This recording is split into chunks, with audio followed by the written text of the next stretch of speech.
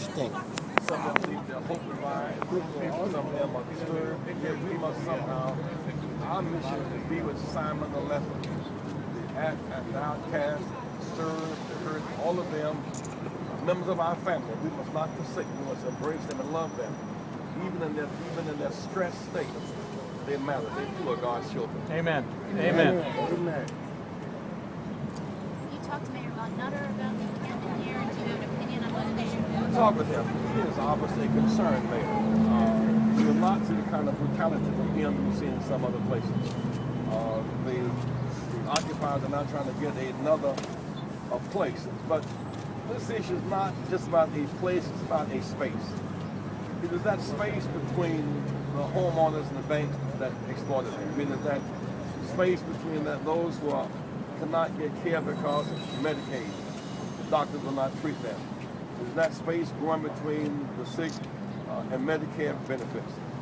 There's that space that's not growing between the unemployed. So in many ways, it may be a camp downtown. It may be outside. It may be on the lawn of some hospital that will not treat the poor and turning them away.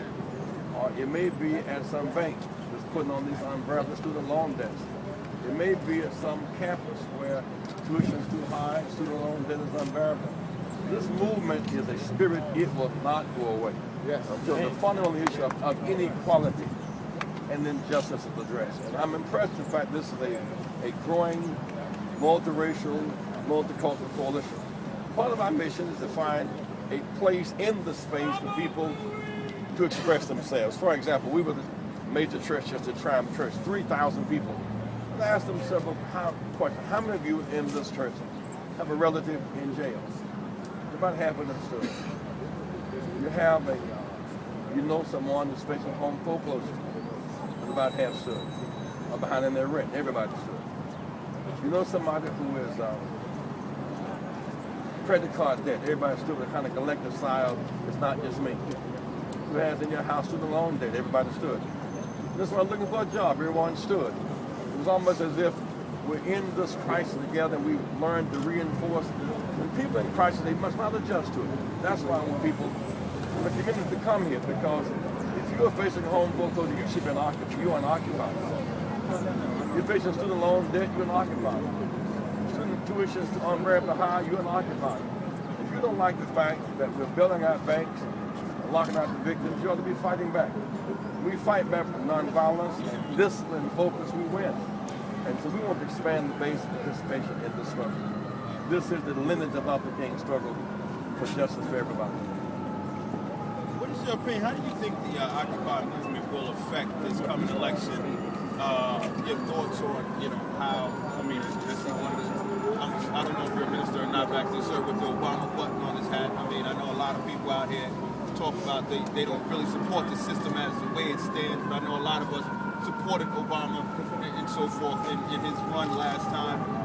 Where do you think their space is in this election? There are a range of opinions. I think that the movement is evolving in search for example, in what it meant in Ohio was a fight to protect collective bargaining, and the movement won that struggle.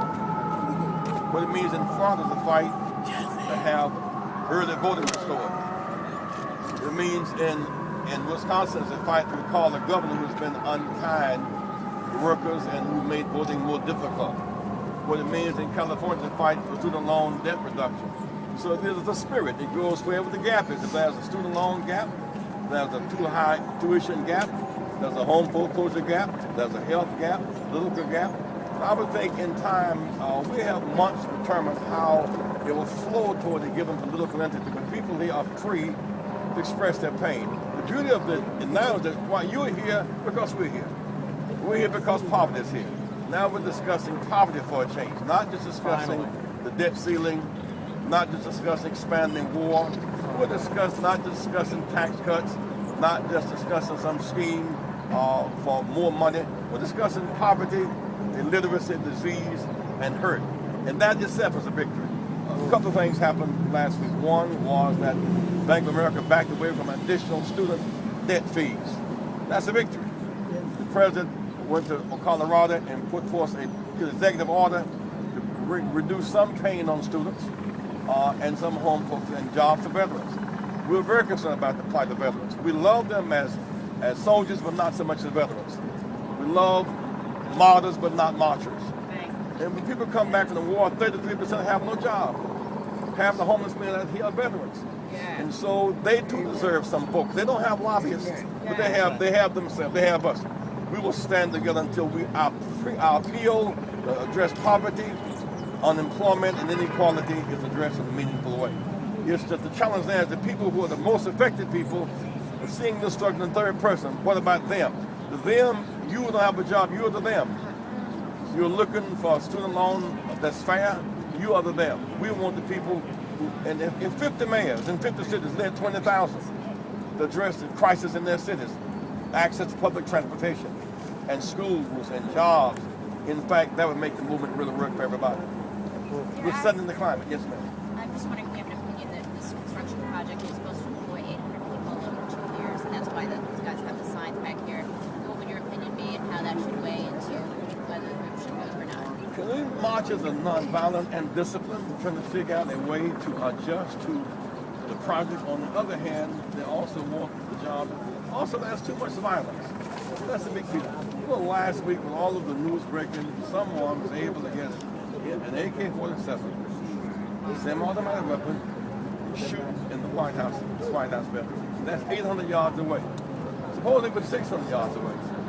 Someone was on the balcony. We must fight to revive ban on assault weapons. There's too much violence. We've lost 6,000 Americans in Iraq and Afghanistan in about 10 years. There's 30,000 a year at home to gun violence.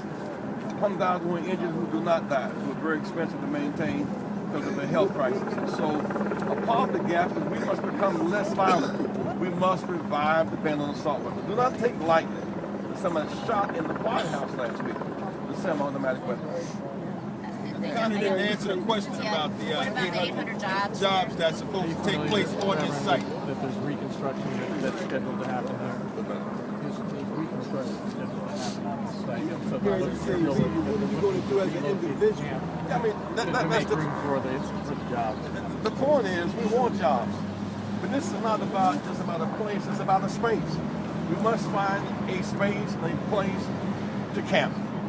There's enough room in the city, enough room in parks for people to express themselves. Let those non-violent expressions be made manifest without pepper spray, without arrest, without violence. The violence really is coming from banks. It's economic violence. People are getting bailed out by the government and getting huge bonuses while people are getting unemployment. That's economic violence. The banks put people in predicament where you borrow money for a student loan. You can't even come out with bankruptcy. That is economic violence. The violence is coming right now from Wall Street down. People are fighting back. And the good news is they're fighting back in a massive way, in a nonviolent, disciplined way. And if we remain nonviolent and focused and disciplined, we will prevail. And that's what King was all about. Indeed. And what is the, I'm sorry, you may have spoken on this at the beginning, but your place, the minister's place, what is your contribution, I guess, or the minister's contribution to the Occupy movement? Just as the ministers had to do mass mobilization in the 60s, they must do it now. After all, the churches are full of members who are looking for a job, members who are behind in their rent, members who are unemployed, members whose children are in jail, who can't get to school. Every pain expressed in the Occupy zone is in some church, is in some frat, in some sorority. We the people, this movement belongs to the people. The people must be involved in the struggle. It occupies a spirit, an idea whose time has come to address gross gap between those on the deck of the ship, those in the hull of the ship. We must close that gap. This land is our land. It belongs to all of us. Thank you.